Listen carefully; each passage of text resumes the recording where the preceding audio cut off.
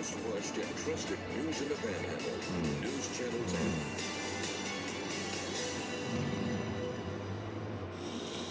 Thank you so much for joining us for the news at noon. New at this hour out of Hereford. The police department tells us a 1-year-old is dead after being hit by a car. The Hereford Police Department says Sunday officers called to the area of East Gracie and South Sampson Street about 8 o'clock in the evening. The baby taken to a local hospital by ambulance where they later pronounced the baby dead. Well, out of Sunray, Friday evening, an explosion took place over at the Skyland Grain Elevator, otherwise known as the Sunray Co-op. News Channel 10's Madison Fisher is live in Sunray at this hour with an update.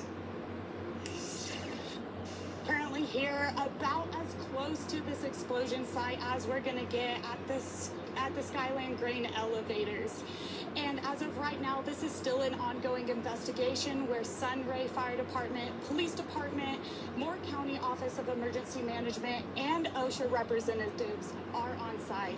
Now, I'm going to step aside so that you can see some of this damage. As you can see, there is a bunch of debris. You can even see some of the grain coming out of this elevator on site. They still have some of that caution tape up.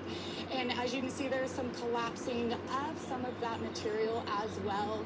And as you can see up here, there is some materials coming out of the top of the grain elevator. At this time, we can't confirm exactly what that is, but according to some residents that we spoke to, this felt like an earthquake or even a shock wave, where some residents even had some structure damage to their homes from flying rocks and gravel, where we saw some windows broken as well as chandeliers falling off of the ceiling.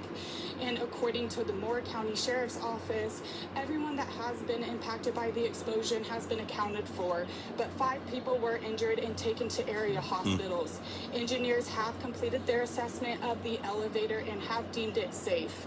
All evacuations and water restrictions have been lifted for Sunray, but the immediate area remains inaccessible due to the ongoing investigation.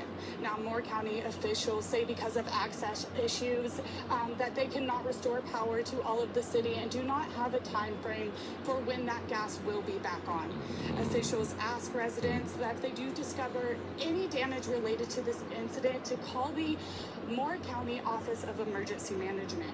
But we will keep you updated as